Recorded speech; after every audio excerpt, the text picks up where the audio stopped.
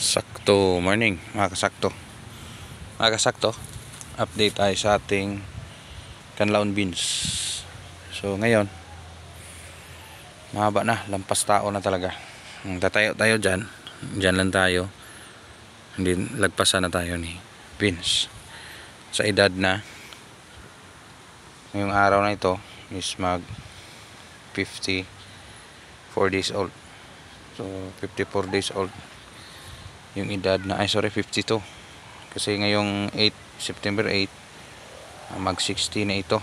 So 6 4 so 56 56 days old talaga yung ating beans. So July 8 ito na, day after direct seeding. So ngayon medyo makapal-kapal na talaga yung bulaklak at saka continue sa pagbigay ng bunga. So ito bunga niya, continue, maganda pa rin yung bunga. And still kahit mahangin, yung distance is malaking tulong sa ating balag. Kasi yung ating balag sinadya natin na ganito. Pansin nyo, may hangin, ganyan lang, gumalaw-galaw lang. Unlike yung individual na trellis is mahirapan tayo. Yan yung mga bulaklak niya is pausbong na pausbong, at continue yung mga talbos niya. Yan yung nalaglag ng hangin. So ginaguide pa rin natin para umakyat doon sa, pero pagkatapos nating ilagay, sumunod naman yung hangin. In the next following days, schedule for harvest ng ating tanim. Yan, marami yung bulaklak. So yung mga bulaklak na yan, tuloy pa rin sa pagbigay ng bunga. Yung ating tanim is still continue pa rin nating inalagaan. Yan, mga bunga. Bukas harvest na naman. So patuloy yung ating pagbibigay ng ating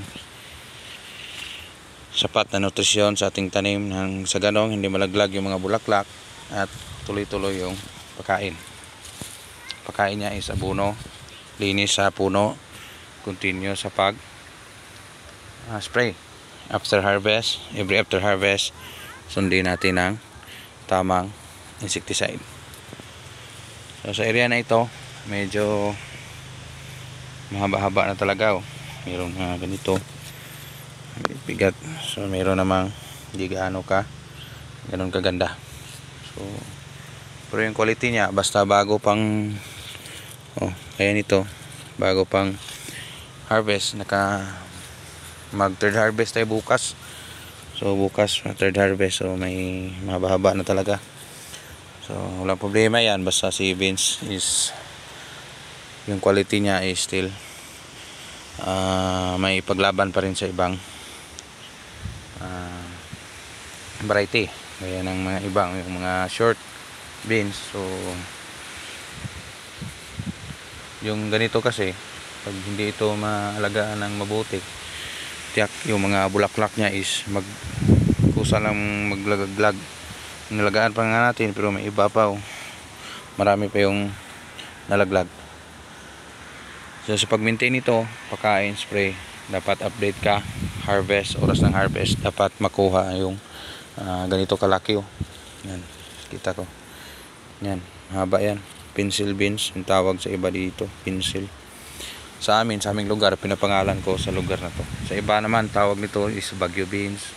Commonly used bagyo beans. Iba naman yung string beans. Ito sa amin is kanlaon beans. Yan lang muna, konting update dito sa ating area, Canlaon City, Negros Oriental.